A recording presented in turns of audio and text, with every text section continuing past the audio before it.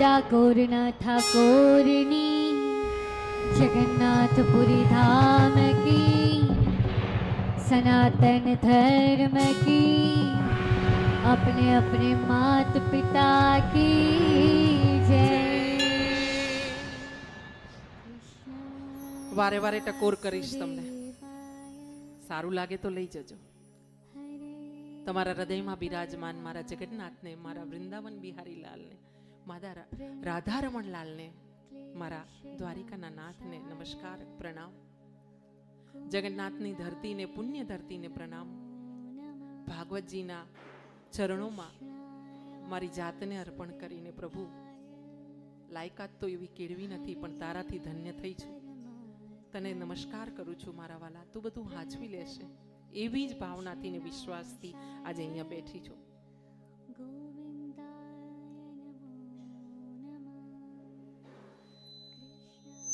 કાલે આપણે એક કથા બાકી હતી મહાત્મયમાં. શુદ્જી પુરાણીને સૌનકાદી ઋષિએ પૂછ્યું હતું.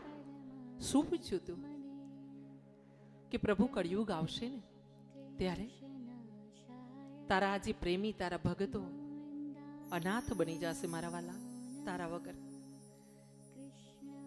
તો એમના ઉદ્ધાર માટે કોઈ ધર્મનો રસ્તો બતાવો. જ્યારે સુજી મહારાજે આવો પ્રશ્ન સાંભળ્યો છે ત્યારે તે આનંદિત થયા છે. કારણ કે માખી ચંદન પર હરે, દુર્ગંધ હોય ત્યાં જાય. હા, માખી ચંદન પર હરે ને દુર્ગંધ હોય ત્યાં જાય. મૂર્ખ નરને ભજન નો ભાવે, ભાગવત નો ભાવે, નામ સ્મરણ નો ભાવે, એ તો ઉઠે કા ઊંઘી જાય. હા, એટલે આપણે સમજવાનું છે કે આપણે માખી છીએ, આપણે મૂર્ખ છીએ કે આપણે પ્રભુના વાલા છીએ. હા, અહીંયા જ્યારે પ્રશ્ન પૂછવામાં આવ્યો છે કે તમે જ્યારે વાત કરી છે, નારદજીની વાત થઈ છે, ભક્તિ મહારાણીની વાત થઈ છે, ત્યારે પ્રભુ અમને હજુ પણ આ મહાત્મયની કથા સંભળાવો કે આ ભાગવતજીનું શ્રવણ કરવાથી કોનો કોનો ઉદ્ધાર થયો છે. એ કથા આગળ જો તમારી પાસે કોઈ હોય વાત તો અમને સંભળાવો. અમને હજુ પણ કથા સાંભળવાનો રસ છે. જેને કથા સાંભળવાનો રસ હોય ને એના કર્ણમાં જ્યારે કથા જાય ને ત્યારે આપોઆપ એના રોમ છિદ્રોમાં એ કથા જાય. હા, અને એનું આખું જીવન, આખું શરીર, આખું જીવન પવિત્ર થાય, એના વિચારો પવિત્ર થાય. અને જેના વિચારો પવિત્ર હોય ને એને જીવનમાં ક્યાંય કોઈ તકલીફ ન આવે, એની ગાડી ક્યાંય રોકાય નહીં. હા, એને ક્યાંય બ્રેક ન મારવી પડે, સડસડાટ વાણ નીકળી જાય. હા, આવા સૌનકાદી ઋષિઓએ જ્યારે સુજી પુરાણીને પૂછ્યું છે અને સુજી પુરાણીએ કહ્યું છે કે હજુ એક કથા કરું તમને. હા, જ્યારે શ્રોતા આવા રસિક હોય ને ત્યારે કથા કરવાની મજા આવે. હા, અહીંયા સનકાદીએ કીધું છે કે એક પ્રાચીન ઇતિહાસ તમને જણાવું છું. સનકાદી ઋષિને સુજી મહારાજ કહી રહ્યા છે. અહીંયા સંવાદ ચાલી રહ્યો છે, કથા સંવાદમાં ચાલી રહી છે. પ્રથમ સુજી સનકાદી ઋષિઓને જણાવી રહ્યા છે આ કથા અને મહાત્મય સંભળાવી રહ્યા છે. અને ત્યારબાદ આગળ કથાના વક્તા બદલાશે. ધ્યાન રાખજો, હું વચ્ચે વચ્ચે પૂછતી રહીશ તમને કે કથા ક્યાં આવીને અટકી છે, કાલે ક્યાં હતા. હવે પછી ધ્યાન રાખજો. હા, અહીંયા કીધું છે કે તુંગભદ્રા નદીના કિનારે એક ઉત્તમ નગર હતું અને આત્મદેવ નામનો બ્રાહ્મણ હતો. અને એ એટલો પવિત્ર હતો કે સૂર્યની જેમ એનું લલાટ ચમકતું હતું. એ જ્યારે નીકળે ને ત્યારે એની આભા, માણસની આભા હોય. તમે જે પણ કાર્ય કરતા હોય ને, જે કર્મ કરતા હોય ને, એનાથી તમારી આંખો અને તમારો ચહેરો હોય ને એ તમને તમારો પરિચય આપે. હા, તમારે કંઈ બોલવાની જરૂર ન પડે. જ્યારે સમાજમાં નીકળો ને ત્યારે તમે જે કર્મ કર્યા હોય ને એ તમારા આભા બની જાય. હા, એટલે આપણે ભગવાનનો ફોટો જોઈએ છે ને, ચિત્ર જોઈએ છે ને, મૂર્તિ જોઈએ ત્યારે આમ બતાવવામાં આવે છે ગોળ. હા ને, અને તમને પોતાને ખબર પડે એવી એક રસ્તો બતાવું. તમને પોતાને ખબર પડે કે તમે સીધા પ્રભુના રસ્તે ચાલી રહ્યા છો, સત્સંગમાં ચાલી રહ્યા છો, તમારો સત્સંગ પ્રભુ સ્વીકાર કરી રહ્યા છે, નામ સ્મરણ સ્વીકાર કરી રહ્યા છે કે તમને સ્વીકાર કરી રહ્યા છે પ્રભુ, એ જાણવું હોય ને તો તમારા ઘરે સ્નાન ધ્યાન કર્યા પછી અથવા તો અહીંયા પણ ભાગવતજીમાં તમે આવેલા છો, કથા પછી થોડીક વાર 5 મિનિટ 5 જ મિનિટ તમારા આસન પર બિરાજમાન થાઓ, આંખને બંધ કરો અને એક મંત્ર, તમારો કોઈ પણ પ્રિય મંત્ર હોય તે રોજ તમે માળા કરતા હોય તે બોલવાનો.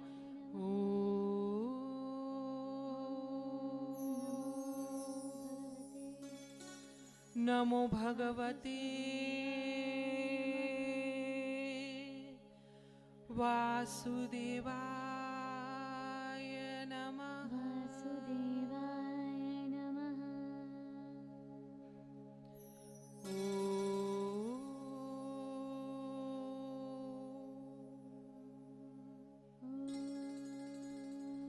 આ રીતે મુદ્રા કરવાની. આ મુદ્રા એવી છે કે તમે આકર્ષણ કરશો ભગવાનને, તમારા તરફ બોલાવશો. હા, અને મનને એક જ ધ્યાનમાં રાખવાનું કે મારી સામે મારો ભગવાન બેઠો છે અને હું એની સામે બેઠી છું, કે હું એની સામે બેઠો છું. બાકી દુનિયાને ભૂલી જવાની. અને તે વખતે તમે આંખો બંધ કરશો ને, 1 દિવસ 2 દિવસ 3 દિવસ 5 દિવસ 15 દિવસ ને ધીરે ધીરે તમારું મન શુદ્ધ થશે ને, પછી ધીરે ધીરે તમને આંખમાં છે ને એક પ્રકાશ દેખાશે. એ પ્રકાશ પહેલા તમને કાળો પણ દેખાઈ શકે, લાલ હોય, બ્લુ હોય. હા, આવી રીતે તમને પ્રકાશ દેખાશે. પણ જે દિવસે તમારો મંત્ર સિદ્ધ થશે, તમારું મન ગોવિંદના ચરણોમાં અર્પણ થશે ને, એ મંત્ર દ્વારા તમે એક લય એકાકાર થશો ને, તે દિવસે તમારી આંખ બંધ કર્યા પછી તમને સફેદ પ્રકાશ દેખાશે. એકદમ સફેદ પ્રકાશ. અઘરું છે પણ એટલું જ સરળ છે.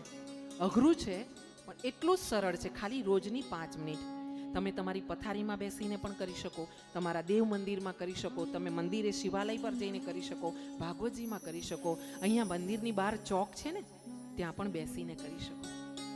હા, ખાલી 5 મિનિટ કરો ને એટલે મારો વાલો તમારી પાછળ પાછળ દોડે છે. હા, અને આમાં નિયમ છે કે ભગત હોય ને એની પાછળ ભગવાન દોડે છે હંમેશા. આપણી લાયકાત નથી કે આપણે ભગત કહેવાઈએ, પણ છતાં આ મારો વાલો એટલો ભોળો છે ને કે આપણાને ભગતની લાઈનમાં આપણી સૂચિમાં નામ લખી દે છે વારે વારે. એકવાર જો દિલથી નામ લઈએ.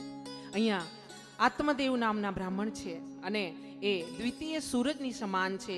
વેદ વિશારદ છે, કર્મકાંડી છે. પોતાના કર્મકાંડમાં એટલા નિપુણ છે કે આટલા પ્રદેશમાં જ્યાં જ્યાં પણ એ પૂજન કરાવે છે ને ત્યાં એમની જય જયકાર થાય છે. એમનું બહુ નામ છે, એમની પાસે ધન છે, સંપત્તિ છે. ખૂબ જ સંપત્તિ હોવાથી એમને પોતે એમના ખોળે સંતાન નથી. બધું જ છે, બધું જ છે, પણ એમની પાસે સંતાન નથી. એમના ખોળે સંતાન નથી. એમની પત્નીનું નામ છે ધુંધુલી. તમે કથા સાંભળી છે? પહેલા કથા ભાગવતજીની કથા સાંભળી છે? કેટલાએ સાંભળી છે? ના સાંભળી હોય તો જરાય શરમાવાનું નહીં, કારણ કે શરૂઆત કોઈ પણ ઉંમરથી કોઈ પણ જગ્યાએથી શરૂ થવાય. ભગવાનનું નામ લેવા માટે કોઈ પણ જગ્યાએથી શરૂ થવાય. 50 વર્ષે 60 વર્ષે, હા, 1 સેકન્ડ કાફી છે એનું નામ લેવા માટે. શું ખબર કે જેણે 50 વર્ષ નામ લીધું હોય ને એનું ના સાંભળે ભગવાન, અને જેણે 1 સેકન્ડ 50 વર્ષ પછી નામ લીધું ને, હે ગોવિંદ, હે મારા વાલા, હે મારા નાથ, હે વૃંદાવન બિહારી લાલ, હે બાકી બિહારી, હા, રાધા રમણ એમ બોલાવે ને તો 1 જ સેકન્ડમાં કદાચ એનો હાથ પકડી લે મારો વાલો. એટલે ક્યારેય સંકોચ ન રાખો સત્સંગમાં. અહીંયા આત્મદેવના પત્નીનું નામ શું છે? ધુંધલી. અને જેવું નામ છે ને એવા જ ગુણ છે. જોજો, નામ હોય ને લગભગ નામ પ્રમાણે અમુક વ્યક્તિઓના ગુણ હોય, પણ કળિયુગમાં કદાચ જુદું થઈ શકે. હા, નામ હોય સુનૈના ને કદાચ આંખો જ ન હોય. હા, એવા ઘણા હશે કે જેના નામ ઘણા સારા હોય પણ એના કર્મ ખરાબ હોય. પણ એમને આપણે સાઈડ પર મૂકીએ છીએ, આપણે કૃષ્ણ તરફ વળીએ છીએ અને એ કરીએ છીએ કે જે સુંદર છે, જેના હૃદય સુંદર છે, જેને ભક્તોને ભગવાને સ્વીકાર્યા છે, જેને જગન્નાથે સ્વીકાર્યા છે, એ જ આજે હિંમતનગરથી, અમદાવાદથી ને ગામે ગામથી, ગુજરાતથી છેક અહીંયા સુધી આવ્યા છે, ઓડિશા સુધી. હા, મારા વાલાએ બોલાવ્યા છે એમને. એટલે તમે બધા ધન્ય છો, તમે સુંદર છો. હા, તમે ભગવાનને પ્રિય છો. આટલું મનમાં અભિમાન રાખવાનું કે હું તો ભગવાનને પ્રિય છું, હું તો ભગવાનની છું. હા, દુનિયામાં કોઈ તમારું થાય ન થાય, પણ મારો વાલો તો તમારો જ છે, એ કોઈનો નહીં થાય પછી. હા, મને વિશ્વાસ છે આ બેઠો છે ને એ મારો છે, આમાં કોઈનો ભાગ નથી. આવો આ ધુંધલી છે, એના ખોળે સંતાન નથી, અને ધુંધલી આત્મદેવથી એકદમ વિરુદ્ધ સ્વભાવની હોય છે. જો સંસારમાં કજોડા થાય ને, એક સાયકલનું ટાયર હોય ને એક ટ્રેક્ટરનું ટાયર હોય ને, તો આ રથ પછી કાશીએ જગન્નાથ ના પહોંચે કે જીજ્ઞાબેન આવે ને મારા ભાઈ હાથે આવે, કે મારી બહેનો, બીજાના નામ મને બરાબર ભાઈઓના ને બહેનોના ખબર નથી, પણ અંજુબેન છે, એ બધા બહેનો આવ્યા હોય અને સાથે એમના પતિ આવ્યા હોય. હા, પણ જો સંસારમાં ઘણી જગ્યાએ આપણે કજોડા જોઈએ છે કે એક સાયકલનું પૈડું અને એક ટ્રેક્ટરનું પૈડું, તો એ રથ જગન્નાથ સુધી ન આવી શકે, એ તો પછી ગટરમાં જ જાય. હા, પણ એ જો રથ એવો હોય ને તો અહીંયા આવ્યા પછી જો તમે ખરા હૃદયથી એને પ્રાર્થના કરી હોય ને તો બધો જ સુધાર. ચમત્કાર કરતા એને વાર નથી. હા, એના હાથમાં છે. પલમાં એ રાંકને રાજા બનાવી દે છે અને રાજાને રંક બનાવી દે છે. એવો જગતનો નાથ છે. એના શરણે આવ્યા છે. કોઈ જેવા તેવાના શરણે નથી, દ્વારિકાના નાથના શરણે છે, જે જગતને ચલાવે છે, જે સૂર્ય ચંદ્ર ઉગાડે છે આપણા માટે, એના શરણે આપણે આવ્યા છે. કહેવાય ને મોટા ઘરનું શ્વાન હોય ને, તો તમે જોજો અત્યારે કૂતરા હોય ને, શ્વાન ગાડીમાં ફરતા હોય, સરસ ટી શર્ટ પહેરાવ્યું હોય, હા, ટોપી પહેરાવી હોય શ્વાનને, મોટા ઘરનું કૂતરું હોય ને એના જાજા માન હોય મારી બહેનો. હા, તો આપણે તો જગતના નાથના બાળકો છીએ. આપણા માન કેટલા? હા, દ્વારિકાના નાથના બાળકો, એના પ્રેમીઓ, એનું માન કેટલું? હા, એટલે પોતાની જાતમાં એક વાત વિચાર કરીને રાખવાનો કે હું તો દ્વારિકા નાથનો છું, હું તો જગન્નાથનો છું, એટલે પછી નામ સ્મરણ ક્યારેય અટકે નહીં. હા, અહીંયા ધૂંધલી છે, સંતાન વિહોણી છે, પણ એનું આચરણ એવું છે કે સ્નાન કર્યા વગર જમે છે.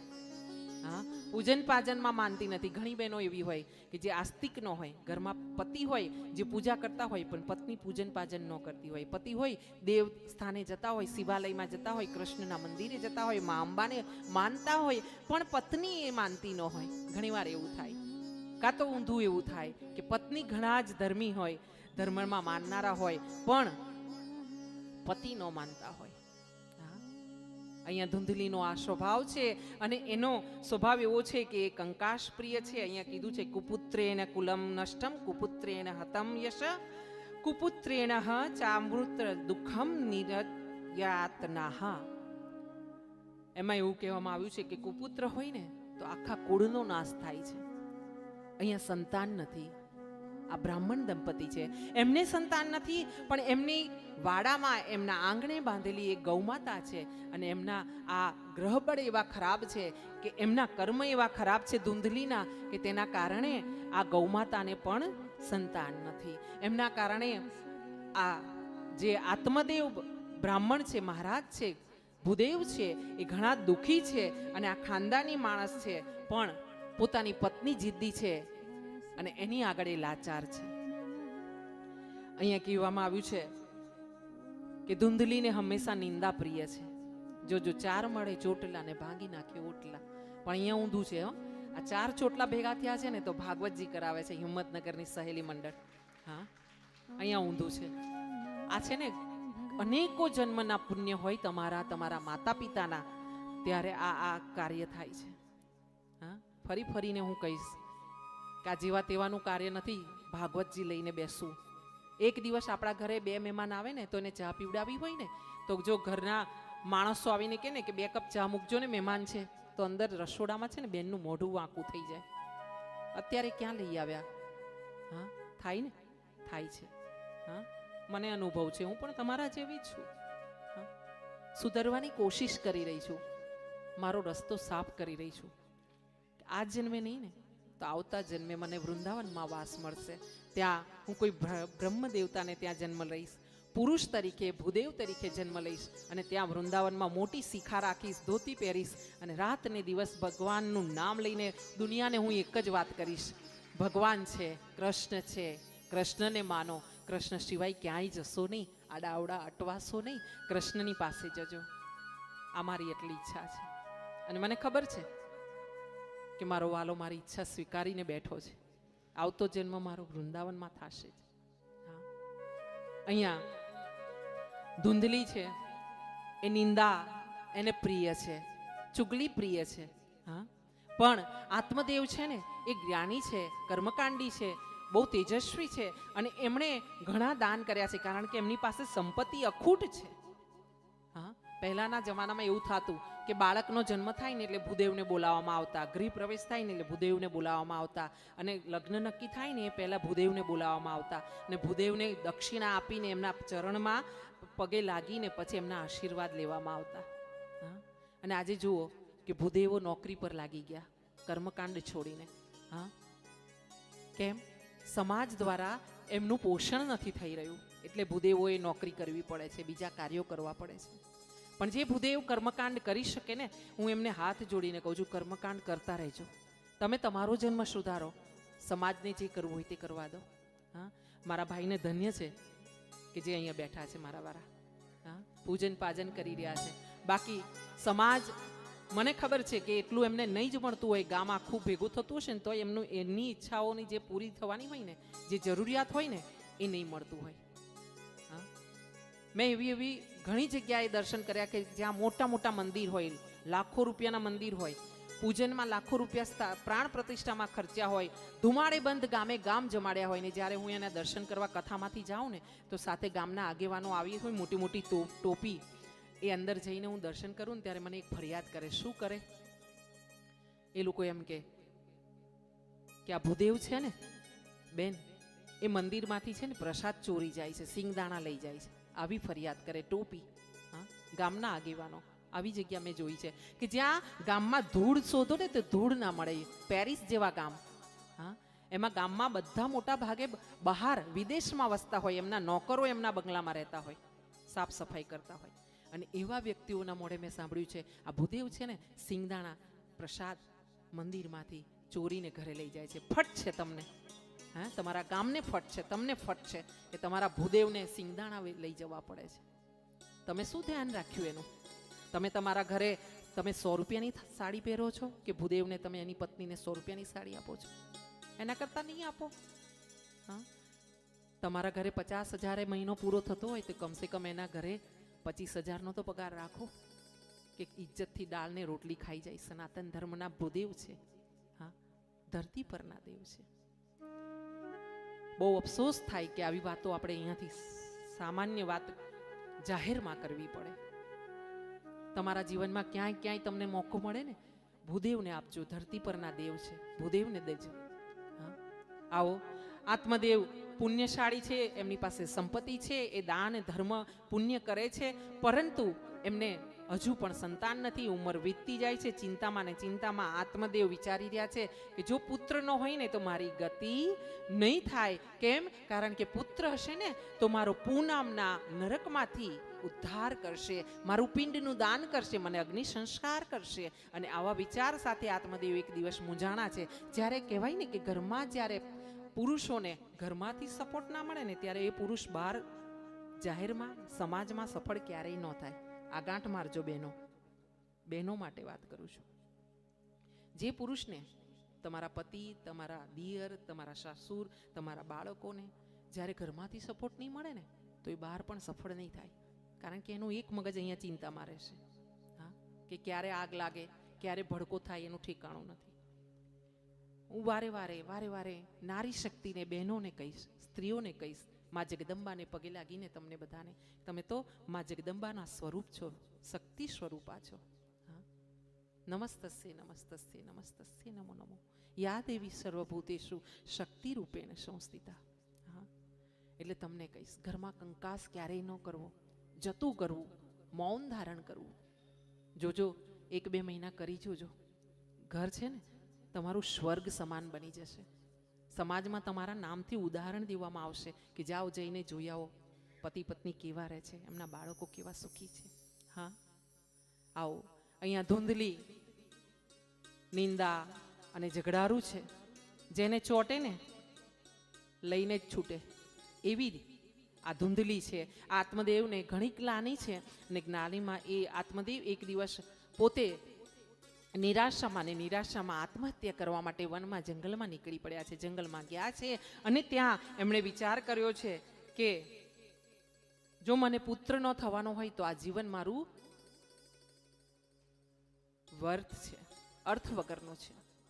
અને એમ કરીને જ્યારે આત્મદેવ આત્મહત્યા કરવા માટે નીકળ્યા છે, એમને ત્યાં તરસ લાગી છે અને તરસ લાગતા એક નદીના કિનારે ગયા છે. નદીના કિનારે જઈને વિચાર કર્યો છે કે હું આ નદીમાં જ કૂદીને મારો જીવ આપી દઉં, મારો પ્રાણ ત્યાગ કરી દઉં. અને આમ વિચાર કરીને જ્યારે એ ઝંપલાવવા માટે આતુર થયા છે ને એવા સમયે એક જગ્યાએથી નારાયણ નારાયણ નારાયણ નારાયણ આવો સ્વર સંભળાયો છે. અને આવો સ્વર સંભળાતા આ આત્મદેવ છે ને એમની નજર પડી છે બીજા કિનારે એક સંત ઊભા છે, સાધુ ઊભા છે, ભગવા વેશ ધારી છે, લલાટમાં તિલક કર્યું છે, અને એમની જટાઓ જોઈને અને એમનું આ મુખારવિંદ જોઈને આત્મદેવને આનંદ થયો છે, એમના હૃદયમાં શાંતિ થઈ છે. એટલે આત્મદેવે પહેલા વિચાર કર્યો કે હું સાધુના દર્શન કરી લઉં, સંત પુરુષને મહાત્માને મળી લઉં, અને પછી હું આત્મહત્યા તરફ આગળ વધીશ. આ તરફ આત્મદેવ પેલા સાધુજીને, સંત મહાત્માને દર્શન કરવા માટે ગયા છે. ત્યાં ગયા છે અને એમના ચરણોમાં વંદન કર્યા છે. આત્મદેવ જ્ઞાની પુરુષ છે, એમને દંડવત કર્યા છે. દંડવત કરીને આ પ્રભુને કીધું છે કે પ્રભુ જય જયકાર હો તમારો, મને આશીર્વાદ દો. સાધુ મહાત્મા છે, જ્ઞાની છે, એમણે માથે હાથ મૂક્યો છે, તમારું કલ્યાણ થાવ બેટા, આવી રીતે આશીર્વાદ દીધા છે. પણ આત્મદેવ જીદ પર ચડ્યા છે અને એમણે કીધું છે કે મને આ આશીર્વાદ નથી જોઈતા, મને તો આશીર્વાદ જોઈએ છે કે મારા ઘરે પુત્ર રત્ન પ્રાપ્ત થાય. અને આત્મદેવે જીદ પકડી છે. જીદ પકડ્યા પછી આત્મદેવે કહેવાય ને કે એક અમુક વ્યક્તિઓની જીદ હોય ને, એ જીદ આગળ કોઈનું ન ચાલે. નારીની જીદ, હા, બાળકની જીદ, સાધુની જીદ, અશ્વની જીદ, રાજાની જીદ, હા, આ જીદ હોય ને, અશ્વ જ્યારે જીદે ચડે ને કોઈનાથી ગાંઠે નહીં. હા, બાળક હોય ને, તમે જોજો, નાનું બાળક હોય ને, વર્ષ 2 વર્ષનું, અને એ જીદે ચડે ને, રડવા ચડે ને, પછી તમે એને ગમે તે વસ્તુ આપો, એનું